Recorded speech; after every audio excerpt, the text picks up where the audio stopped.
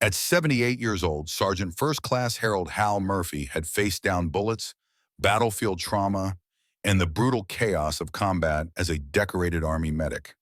But nothing prepared him for the cold indifference of a hospital front desk. Clutching his chest, Hal stumbled into County General's emergency room, his breath ragged, his face pale with pain. Classic heart attack symptoms. But instead of immediate medical aid, he was met with bureaucratic stonewalling. His wallet, containing his VA ID, driver's license, and insurance card, had been stolen the day before. And though he explained this urgently, all the intake clerk Brenda could do was point at a sign, valid photo ID and insurance required. Hal pulled out the only document he had, his crumpled DD-214 discharge papers, proof of decades of honorable military service. But Nurse Henderson, supervising the intake, dismissed the form. "Policy is policy," she said flatly, without making eye contact. They told him unless he could provide verifiable photo ID and insurance, they couldn't admit him for non-critical care. But this was critical. Hal was sweating, lightheaded, and in obvious distress. Yet because he couldn't prove his identity with a plastic card, the people trained to save lives turned their backs. As Hal lowered himself into a hard plastic chair, chest still aching, he realized something chilling. After serving this country for 30 years, he was being denied care by the very system he had once risked his life to defend.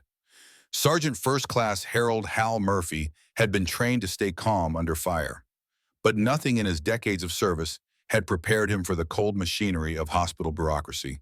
Slumped over the ER counter at County General, Hal explained as clearly as his labored breath would allow. He was a VA patient with a service-connected heart condition.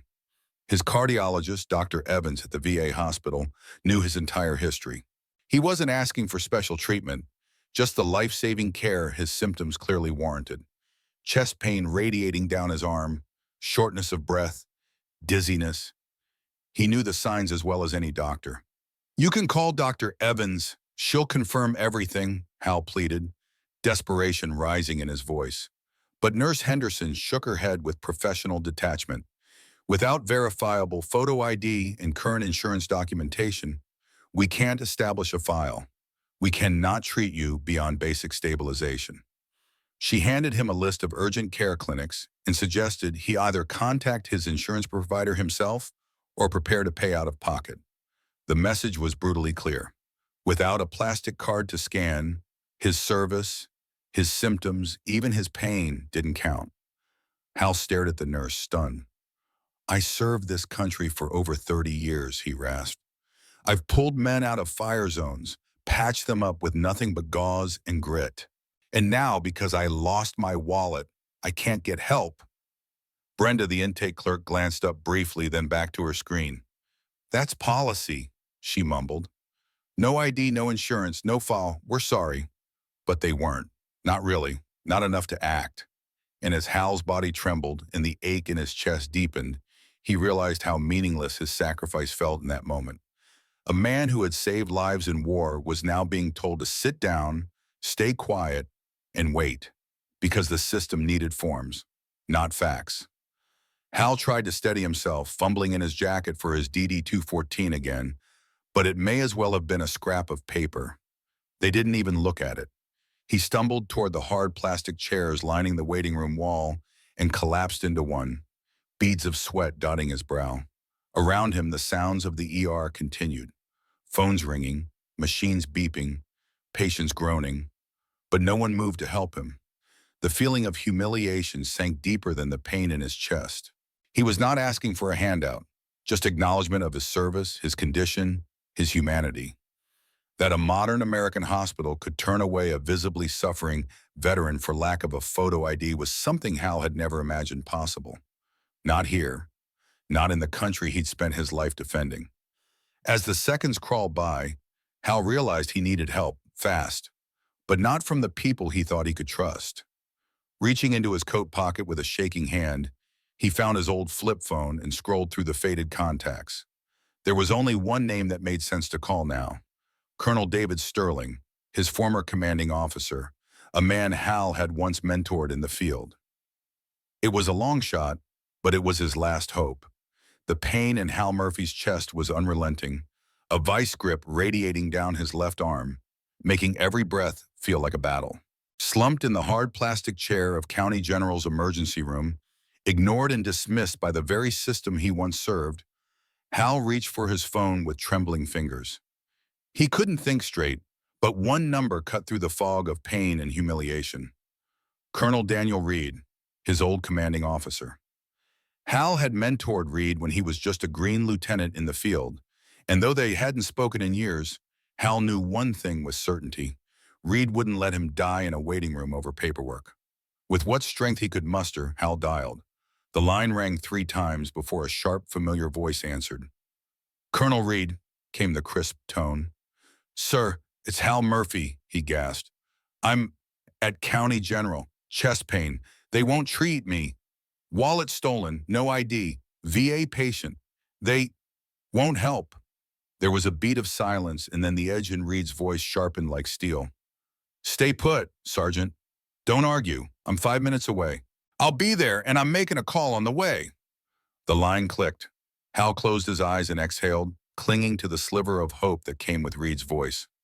The waiting room buzzed on, the intake clerk chatting on her headset, the nurse flipping through charts. No one looked at him. No one moved. 5 minutes later, the ER doors burst open with a force that shattered the quiet indifference in the room. Colonel Daniel Reed stormed in, still in his crisp Army combat uniform, boots echoing across the tile floor. His presence was commanding, his eyes locked instantly on Hal's slumped figure. He moved with speed and purpose, kneeling beside Hal. "Hang in there, Sergeant. Help's here," he said. Right behind him came a captain with a stethoscope around his neck and a master sergeant carrying a fully stocked medical kit. They began treating Hal immediately. Oxygen, vitals, the works. Reed didn't even glance at the front desk. He walked straight up to Nurse Henderson, who had frozen mid-step. "This man," Reed began, his voice calm but thunderously firm, "is Sergeant First Class Harold Murphy, retired United States Army, a decorated combat medic. He's experiencing cardiac distress. Your facility refused him care over missing ID, despite him being a VA patient with a known heart condition. That ends now." Ms. Henderson began to sputter. "Colonel, our hospital policy," "Your policy," Reed cut in coldly, "is about to be superseded by federal law and medical ethics. You've denied emergency care to a documented veteran over paperwork. You'll answer for that." He turned to the Army medic. "Captain Blake, continue treatment. Get him stable." Then to the front desk, "And someone better open the cardiac unit now." Brenda, the intake clerk, stared in stunned silence as a gurney appeared and Hal was lifted gently onto it. Suddenly, the doors to the restricted area were wide open, staff paging cardiologists, nurses rushing into motion. It was as if the ER had remembered what its purpose was, not policies but people, not forms but lives. Reed wasn't done. "I've already contacted the VA regional director and the hospital's administrator, who I believe served in the Navy. He'll be very interested in how his staff treated a veteran with life-threatening symptoms. And if this delay results in lasting damage or worse, this will go well beyond hospital reviews." He pulled out his own military ID and added quietly, "If your system requires a credit card to begin treatment, you can use mine." Colonel Reed never left Hal's side until he was safely in the cardiac ICU, receiving the proper care he had been cruelly denied.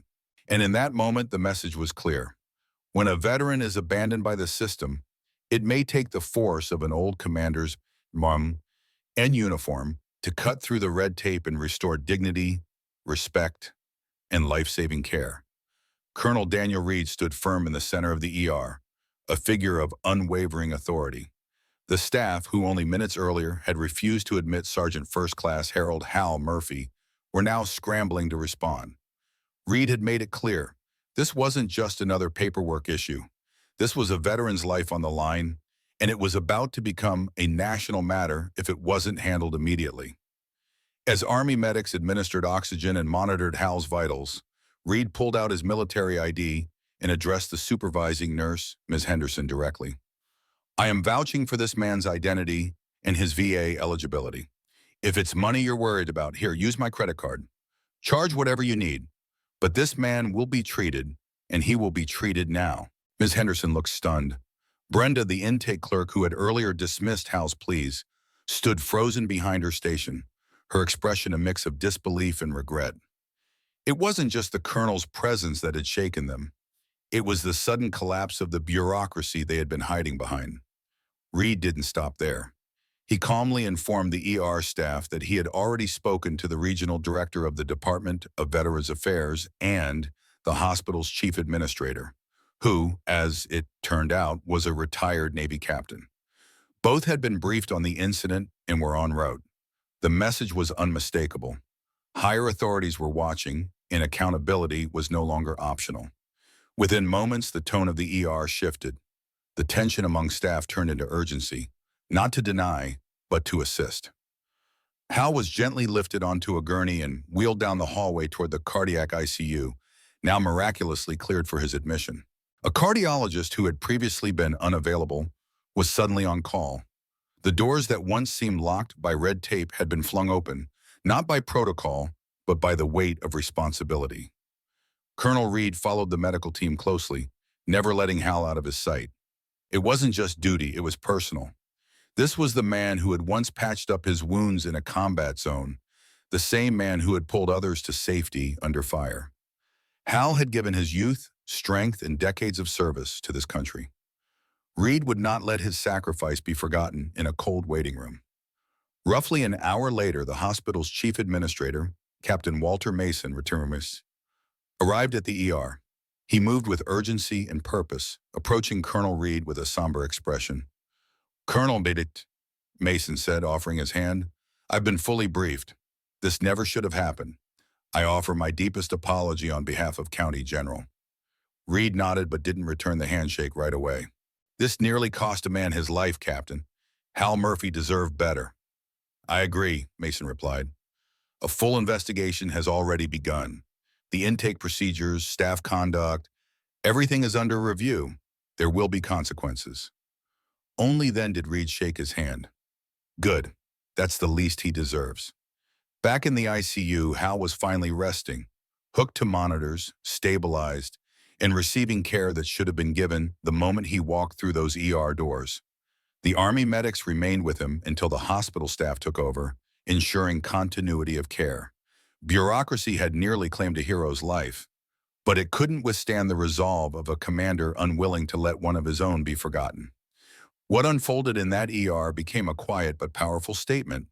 Red tape cannot come before human life, especially not for those who once risked theirs for others. Sergeant First Class Harold Hal Murphy had suffered a serious cardiac event, one that could have ended his life if not for the immediate intervention of Colonel Daniel Reed. Though Hal arrived at the ER gasping for breath and clutching his chest, bureaucracy stood in the way of treatment. It wasn't until Reed stormed in and took command that Hal received the life-saving care he had earned through decades of sacrifice. His story didn't make national headlines. Hospitals don't like broadcasting failures, but it echoed through veteran circles across the country. What followed was real change. County General Hospital implemented sweeping reforms in their intake procedures, ensuring that no veteran or emergency patient would ever again be denied care because of a missing ID or insurance card. Hal's near tragedy became the catalyst for long overdue accountability. His story is a reminder that real heroes don't stop serving when they hang up the uniform. Sometimes it takes another soldier to fight the battles still left at home, not with weapons, but with principle, presence, and power. If this story moved you, leave a comment below with the word honor to show your respect for Hal and all who serve. And don't forget to subscribe to our channel, because these stories matter and they deserve to be heard.